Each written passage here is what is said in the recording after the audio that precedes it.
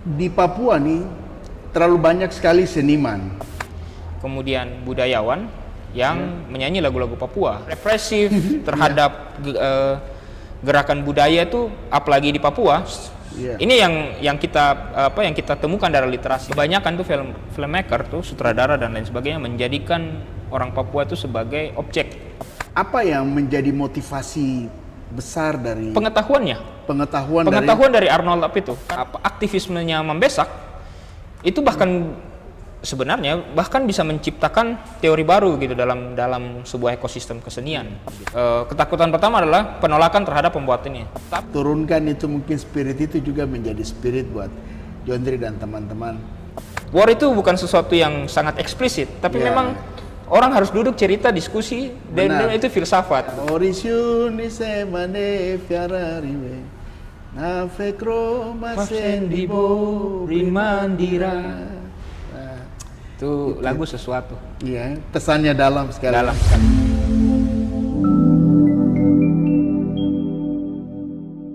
Luar biasa, hari ini kita kedatangan tamu yang jauh-jauh, dia dari luar Jayapura, tapi mau hadir di tempat ini bersama-sama di Jayapura dengan kita dari Papua Folk Fiesta untuk bercerita tentang perjalanan Mambesak. Hanya kali ini kerjanya agak sedikit berbeda dari kita. Kita sapa langsung dengan hangat. Selamat malam Kakak Jondri. Malam Kak Kapil. Kerja lain kayaknya. Ya, luar biasa sekali Kakak Jondri mau hadir sama-sama dengan kita di sini, mau cerita-cerita sedikit tentang Mambesak. Tapi ya, orang bilang tak kenal maka tak sayang. Jadi mungkin Kakak Jondri bisa cerita sedikit Kak tentang Kakak Jondri dong punya komunitas. Iya, jadi komunitas itu namanya Yoi Katra. Dia base-nya di Timika. Kalau kita menamakan kita punya komunitas itu sebenarnya dia bergerak di pengarsipan, pendokumentasian budaya lokal dan media alternatif. Itu karena sejak tahun 2014 yang kita bentuk itu, komunitas ini tuh dia lebih banyak diisi dengan seniman, fotografer, terus jurnalis begitu. Jadi seperti begitu Kakak. Oke. Luar biasa, Jondri. Di Papua nih terlalu banyak sekali seniman. Di Papua terlalu banyak seniman. Tapi kenapa Kakak Jondri mau pilih Arnold Ap dan Mambesak? Itu kenapa? Mungkin Kakak Jondri punya alasan. Bikin film tentang Arnold. Iya, bikin film tentang Arnold Ap dan Mambesak. Tahun 2018 itu ada teman satu namanya Diki. Ya dia dalam proyek ini kita dua sama-sama sutradara dari film Mambesak, Muman Minggil. Nah, 2018 itu kita diskusi bahwa kayaknya ada satu tokoh di Papua itu namanya Arnold Ap. Itu harus digali, dia punya pengetahuan. Itu waktu itu Diki yang kasih tau ke saya. Saya sebenarnya waktu itu tidak terlalu akrab dengan pengetahuan Arnold Ap. Yang saya tahu bahwa Arnold Ap itu adalah musisi, kemudian budayawan yang menyanyi lagu-lagu Papua. Berhenti sampai di situ. Yang itu yang saya tahu. Nah, jadi saya punya perspektif waktu itu bahwa ini berarti kita akan bagaimana kalau kita produksi satu film tentang budayawan ini. Waktu itu saya berpikir seperti itu kan. Tapi berjalannya waktu terus kita diskusi intens 2000 ya itu cukup panjang. 2021 itu mulai kita mulai menemukan ternyata dia itu kurator. ternyata dia itu apa namanya pencetus, mungkin terlalu naif kalau kita bilang pencetus, tapi menurut saya bahwa kita belum menemukan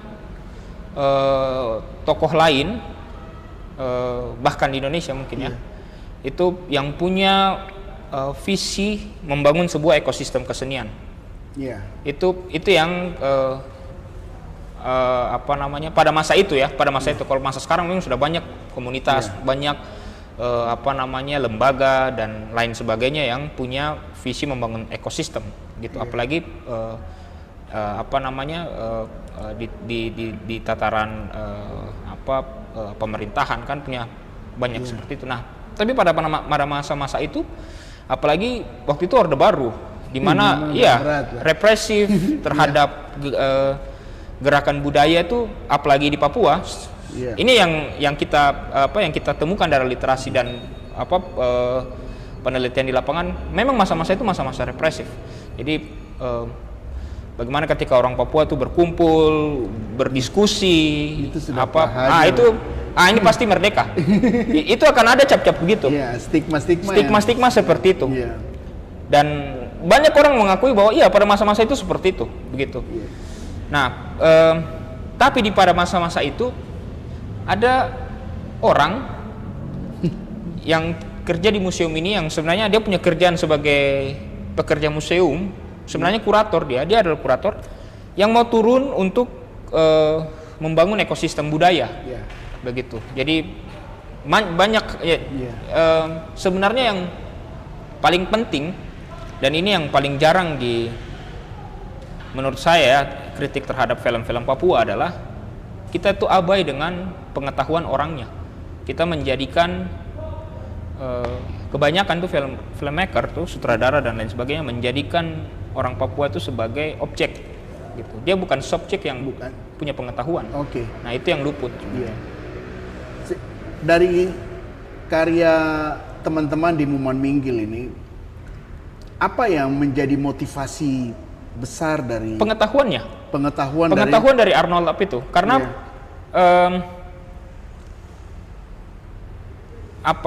bagaimana menceritakan pengetahuan yang sebenarnya lama dilupakan begitu. Arnold Lap kan sebenarnya bukan cuma bicara soal kita menyanyi lagu ini dapat arti, tidak gitu. Saya diskusi panjang dengan beberapa orang, ada Bapak Dani Mandowen, ada Mama Uslin Monim, kemudian Bapak Tony Wallace Krenak yang ada di Sorong, dan juga teman-teman dari Mambesakologi, Kakak Enrico dan teman-teman semua. Bahkan sebenarnya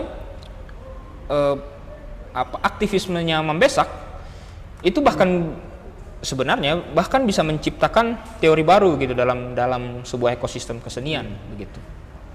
Iya, kalau kita lihat hal luar biasa yang Kakak Pak Arnold Lap sudah kerjakan, membangun sebuah ekosistem dari kesenian Papua, membangun satu ya, kita bicara tentang, kalau kita bicara kasar itu sebuah grand design kebudayaan lah.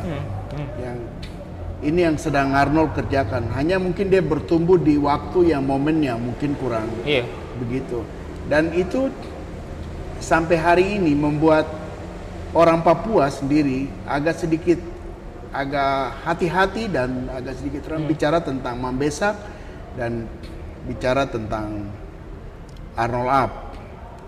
Ya, selama Jontri dan teman-teman dari Yoikatra waktu mengerjakan ini, kira-kira mungkin ada kendala-kendala kah atau ada tantangan hambatan-hambatan kah? Jadi dengan situasi ketakutan utama adalah terjadi penolakan atas produksi ini karena banyak orang mencap pada masa-masa itu ada cap-cap bahwa personil Mambesak ini adalah gerakan separatis dan lain sebagainya, begitu. Ketakutan pertama adalah penolakan terhadap pembuat ini. Tapi ternyata setelah kita ketemu dengan bapak mama dorang yang terlibat di Mambesak, wah mereka tuh selain kaya dengan pengetahuan budaya dan menurut saya filsafat dan seni terutama, Tapi mereka ramah, mereka bercanda, mereka, dan saya pikir tidak ada hambatan dari segi itu. Maksudnya bahwa seperti kebanyakan orang Papua bahwa mereka welcome gitu. Maksudnya ya ada kata-kata bahwa kita kalau kerja baik tanah ini ya, tanah ini akan berkati toh. Iya, dong bilang kalau kerja dan jujur, kau akan lihat satu tanda heran. Tanda heran dengan tanda yang lain. Betul. Seperti itu. Jadi ya sudah, maksudnya jalan saja gitu. Jadi menurut masalah, saya ya? tidak ada masalah. Maksudnya ya mau bagaimana tuh? Maksudnya ya sudah, kalau kalau memang waktunya ya waktunya lah. Iya. Tapi itu satu hal yang menurut saya dan teman-teman ini hal yang luar biasa sekali. Keberanian, semangat, spirit yang mungkin ini spirit yang Bapak Arnold turunkan, itu mungkin spirit itu juga menjadi spirit buat Jondri dan teman-teman. Saya lihat dari karya film ini banyak bercerita. Kalau di kita Papua Folk itu ada satu segmen namanya yang tersisa yang bercerita.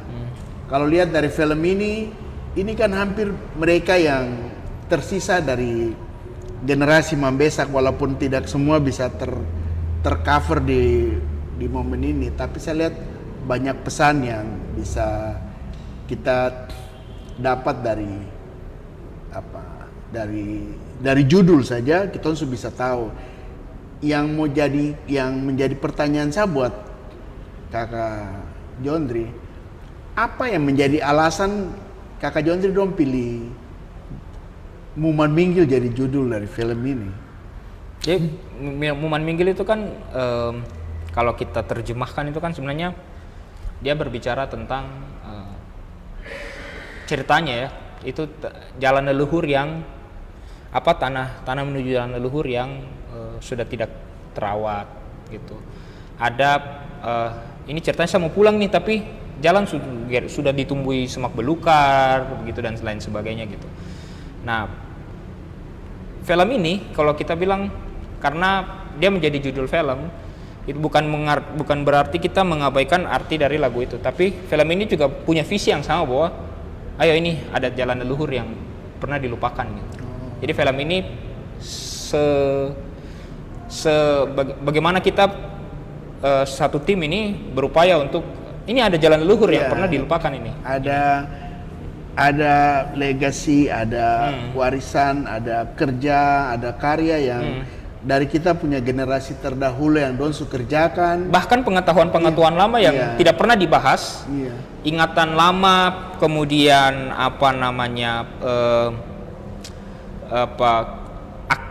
pesan-pesan lama yang apalagi yang melalui arsip yang menurut saya kenapa begitu tidak pernah dipublikasi gitu. Padahal arsip ini arsip pengetahuan gitu. Nah, dan menurut saya Arnold itu sadar kenapa dia melakukan perekaman, kenapa dia dari beberapa arsip itu dia ada beberapa arsip yang kita temukan dia duduk dengan Sam Kapisa, Demi Kurni, mereka war, isinya tuh pesan, isinya menurut saya pesan yang puitik dan revolusioner pada masa itu apalagi, dan menurut saya itu penting untuk kita dengar semua rekaman-rekaman itu. Memang agak sulit untuk dijangkau karena beberapa ada di Belanda gitu. Jadi itulah kenapa film ini dibuat gitu. Kita sudahlah, barang yang tidak pernah, yang mungkin orang bilang tidak pernah ada di Papua, maksudnya dilupakan, padahal pernah ada toh.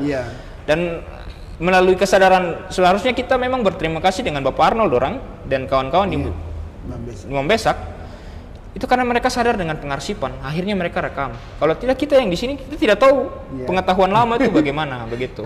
Memang puitik, implisit apalagi dan sangat simbolik. Tapi memang itulah namanya war. Saya diskusi dengan Bapak Dan itulah war. Jadi memang war itu bukan sesuatu yang sangat eksplisit, tapi memang orang harus duduk cerita, diskusi, dan itu filsafat. Betul, karena pesan-pesan dari seluruh lagu-lagu yang ada di Papua, lagu-lagu orang Papua dalam berkarya memang lebih banyak dia cerita tentang keindahan alam, tentang hubungan manusia dengan manusia. apalagi dalam war itu dia ada dalam siklus hidup manusia biak. Betul. Sehingga spirit itu menjadikan mereka teman-teman kakak-kakak dulu yang ada tergabung di Mambesak maupun era setelah Mambesak itu banyak hal yang dorang cerita lewat dong lagu, cerita lewat dong punya syair-syair yang ya akhirnya pada saat itu ada tekanan-tekanan di zaman Orde Baru bahwa diarahkan ke sektor kiri ya, tapi ya itulah berproses dari mereka. Tapi satu hal yang luar biasa, kalau mereka tidak mengarsipkan itu secara baik, ya ibarat Papua hari ini kita ibaratkan itu perpustakaan yang sedang terbakar, library on fire, karena generasi sekarang kita tidak banyak mengarsipkan itu. Tapi satu hal yang luar biasa, Jondri dan teman-teman sudah mengerjakan bagian itu. Kira-kira harapan dari bapak-bapak dorang, mama dong waktu Jondri dan teman-teman keliling ketemu dorang cerita-cerita tuh, waktu pertama kasih tahu untuk bagian ini, kira-kira apa dong respon buat Jondri dan teman-teman? Respon biasa saja sebenarnya. Jadi ya kayak, oh iya mau bikin film gitu, oh iya mama gitu, kenalan, tong duduk di depan museum makan pinang sama-sama, santai, maksudnya santai toh. Cuman memang ada kayak titipan bahwa yang paling penting itu pengetahuannya, begitu. Apalagi kayak Bapak Bolas, pesan-pesan yang menurut dia sangat monumental itu memang harus di-highlight gitu. Jadi memang kalau bagi kita di tim produksi Muman Minggil ini artinya bahwa ini kita film bersama gitu. Jadi memang narasumber itu kita tempatkan posisinya bahwa kita ini sama gitu. Kita sama-sama berproduksi untuk bagaimana pengetahuan ini didiseminasi ke semua teman-teman yang ada di Papua toh. Jadi ya sudah, ini memang film bersama begitu. Bukan film saya, Diki, teman-teman yang lain, bukan. Kira-kira dari kerja teman-teman di kerja produksi ini, terutama di Oikatra yang bisa berkolaborasi dengan beberapa teman-teman untuk bisa memproduksi ini, ada harapan-harapan ke depan menyangkut karya tentang Mambesak atau apa yang mungkin sebenarnya terlepas dari harapan bahwa penting kita pelajari Mambesak, karena ya seperti yang saya bilang tadi, bagaimana mereka mengkurasi lagu, mite atau apa namanya folklore dan lain-lain, itu ada punya tujuan akhir sebenarnya, ada dia punya. Jadi selain dia menjadi pengetahuan bagi kita di masa sekarang, tapi kalau menurut saya lagu-lagu Mambesak itu penting kita pelajari dari struktur bahasa, bahwa bahasa Papua ini punya sesuatu. Bahasa Papua tuh karena dia punya sesuatu, dan saya sebagai orang film, pembuat film begitu, dan teman-teman yang lain, bahwa kita tuh punya pemahaman bahwa wah jangan-jangan sebenarnya bisa ada bahasa sinema baru dari Papua gitu. Karena setelah sekian lama ya, misal kalau kita bicara soal film, Sergei Eisenstein dia punya teori montase itu karena dia pernah belajar bahasa Jepang. Dia belajar bahasa Jepang, orang Rusia ini belajar bahasa Jepang dulu, baru dia punya teori montase gitu. Kayak atau kalau kita nonton film-film Jepang, kenapa dia ending begini gitu, sebenarnya itu struktur bahasa kanji. Nah, Indonesia tidak tahu, kita belum punya bahasa film Indonesia. Saya tidak terlalu bicara soal Indonesia, mungkin Papua.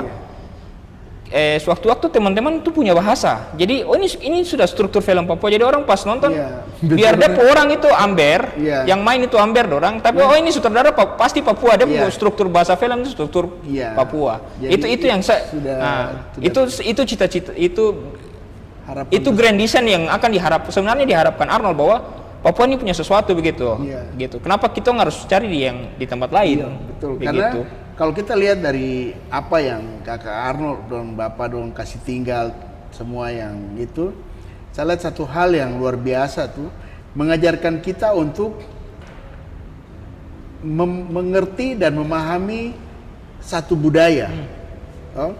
Contoh saja dari lagu. kalau lihat dari film yang sempat kita lihat itu, orang mau di Mambesak, orang mau menyanyi lagu itu, orang harus pelajari baik sampai bagaimana, bahkan sampai dialek. Iya, sampai dialek, sehingga orang dengar lagu itu orang sudah tahu ini dari wilayah budaya ini. Oh, ini dari suku ini, wilayah budaya ini, sehingga itu tidak asal caplok, tidak asal. Dan itu kalau kita lihat beda dengan hari ini. Hari ini banyak sekali kita punya seniman-seniman musik, tapi menyanyi lagu asal nyanyi itu satu.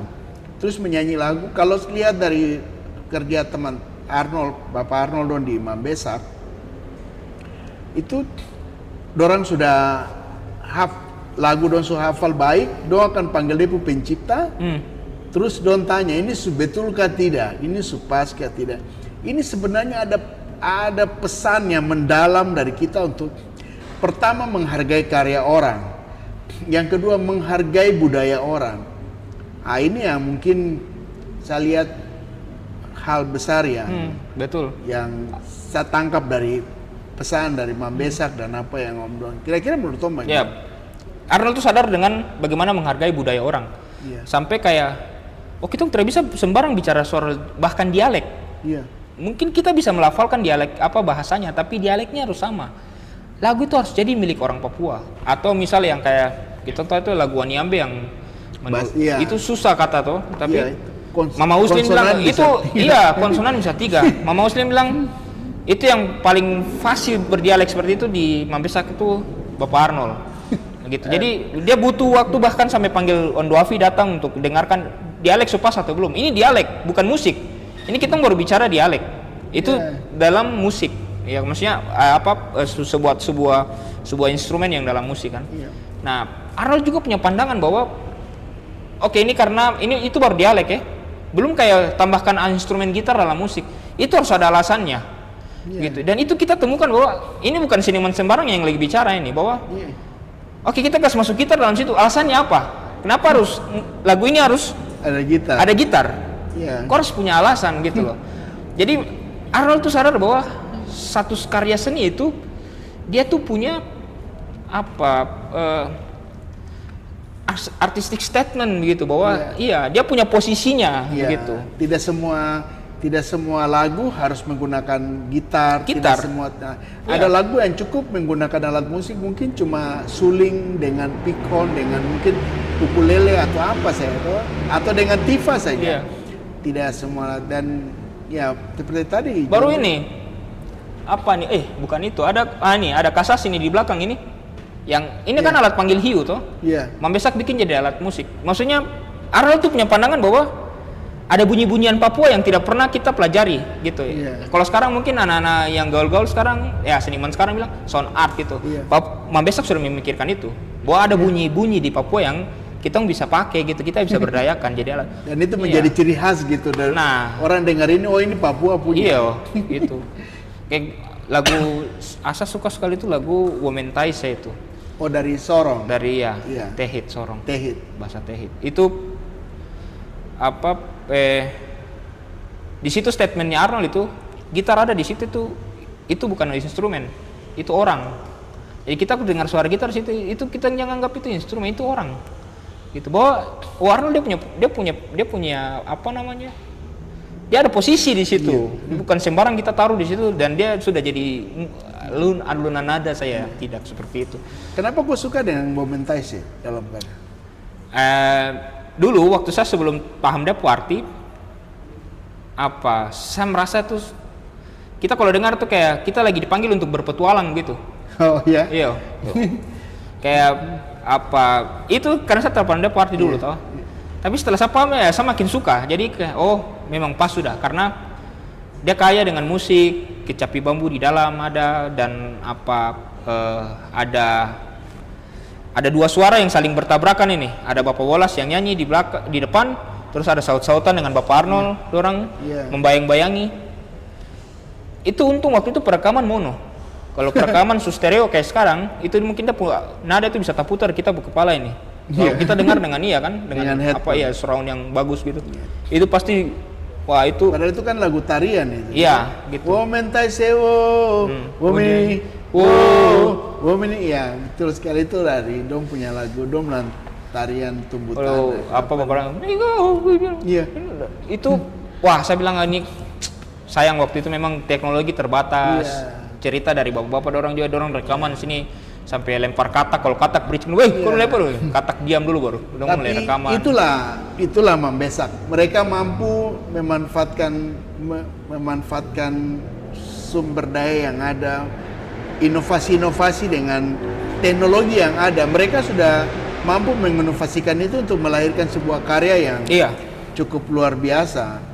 Bayangkan saya cuma dengan tape deck atau dengan alat rekaman yang sederhana, dosu bisa buat karya yang hari ini tuh kita jadi kebanggaan kita semua orang Papua, Iya, jadi betul. kebanggaan kita. Tapi itu bukan hanya kebanggaan kita pemilik budaya, tapi menjadi kebanggaan kita semua yang ada di tanah Papua. Ya hari ini John Tri dan teman-teman juga fokus kerja barang itu juga pasti menjadi bagian kebanggaan John Tri dan temannya.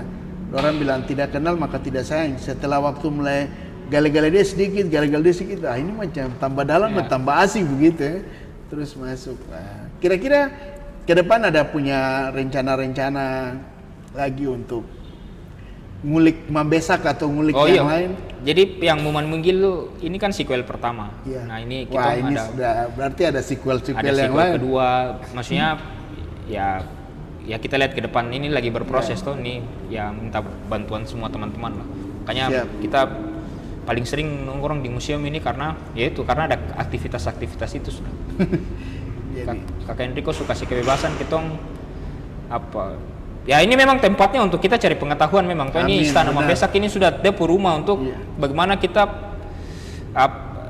dan saya rasa itu memang cita-cita Arnold bahwa ini tempat untuk kita saling tukar pengetahuan begitu toh. iya. Itu saya datang jauh-jauh, saya rasa tidak rugi bahwa saya mendapat banyak pengetahuan di sini. Begitu. Benar sekali. Kalau kita lihat dulu Mambesak dorang itu kan dom nyanyiannya di depan hari Minggu toh. Nyanyiannya di depan. Nanti kalau sudah selesai baru masuk nonton film Iya. dokumenter. Tapi orang bisa sempat lihat-lihat Benda-benda museum. benda-benda museum. Sebenarnya harusnya kita generasi sekarang ini banyak meluangkan waktu untuk kita tahu kita punya identitas, kita tahu kita punya jati diri, kita tahu kita punya posisi untuk hal-hal itu. Itu hal Saya yang setuju. Iya. yang sebenarnya kita abaikan. Hari ini kita semua mengaku diri Papua, kita mengaku diri pemilik negeri ini, pemilik budaya ini, tapi kita cuma bilang tom Papua dari kulit, dari rambut, tapi belum tentu dari isi itu Papua. Nah, untuk isi itu mungkin bisa lebih sering-sering datang ke museum tanya-tanya dari kita punya. Kalau dari isi mungkin saya pikir John Ri karena sumulik Mambesak ya, mungkin John Ri dan teman-teman mungkin dong bilang kalau dari isi mungkin dong bilang baisi sekali nih, karena ngulik lebih jauh sampai bisa tahu apa lagu-lagu war. Kira-kira dari karya itu tuh selain Momentai apa yang karya Mambesak yang mungkin Lagunya. iya Itu Awino Sopine juga. Itu lagu sesuatu sekali. apa lagu apa? Awino Sopine. Awino. Orishun ise mande fiara wiwe. Oh iya, Orisun ise mane fiara riwe. Na fekro masendibo rimandira. Nah, Itu lagu sesuatu. iya, pesannya dalam sekali. Dalam sekali. Terus dicerita tapi itu memang dalam. Coba ya, luar biasa. Iya, lagu itu juga ada teman kakak Mecu dorang dari Rio Grime dong ada Pernah aransemen kembali. iya, dan aransemen bagus. kembali dengan gaya, style dan karakteristik mereka di zaman ini. Nah, itu hal yang luar biasa. Rencana ngulik yang berikut ini mau bicara Mambesak dari sisi yang lain atau? Pasti kalau dari sisi pengetahuan masa lalu, bagaimana revolusi kaset dan kurasi pengetahuan budaya lokal, itu kan selesai di film 1. Nah, film kedua ini bagaimana generasi sekarang ini respon terhadap itu, Oh, luar peninggalan Mambesak. Gitu. ya mungkin kita nggak akan sebut ya Mambesakologi karena itu teori Mambesak itu sudah. Ya, betul, luar biasa sekali. Wah, hari ini kita dapat informasi, pertama informasi yang luar biasa, dapat sedikit cerita-cerita yang dahsyat dari John Dri dan teman-teman yang boleh berbagi buat kita orang semua. Luar biasa karena kita ini lebih banyak cuma dengar Mambesak lagu terus belajar cari sendiri, tapi tidak begitu fokus untuk lebih dalam menyelami Mambesak. Tapi John Dri memang kemarin kita bicara Mambesak dari sisi kerja kuratornya. Hari ini lebih dalam lagi John Dri bisa membantu kita untuk kenal lebih jauh tentang Mambesak. Terima kasih sekali Kakak John Dri yang sudah boleh. Sebelum kita akhir ini mungkin ada closing statement daripada John Dri untuk sekalian jadi pesan-pesan buat kita punya generasi atau kita punya. Berat sekali. Iya. Ya biar itu jadi motivasi karena biar kita juga tahu kita punya posisi, tahu kita punya tempat di mana kita berpijak. Kalau orang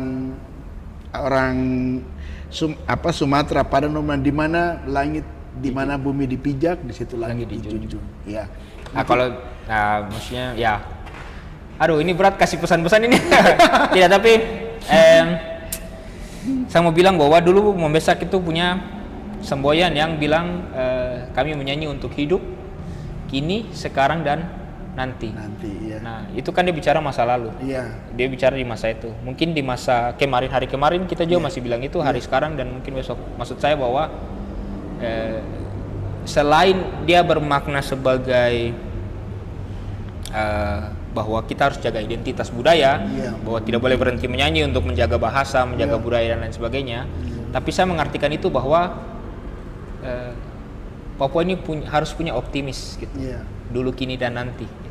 Kita harus punya rasa optimisme gitu. Itu jadi ya sudah, jangan pesimis. Ya, itu saja.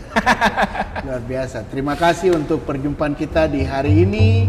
Papua Folk Fiesta, Tagai Womongga na Fimbo Pero. Itu kita slogan. Terima kasih. Selamat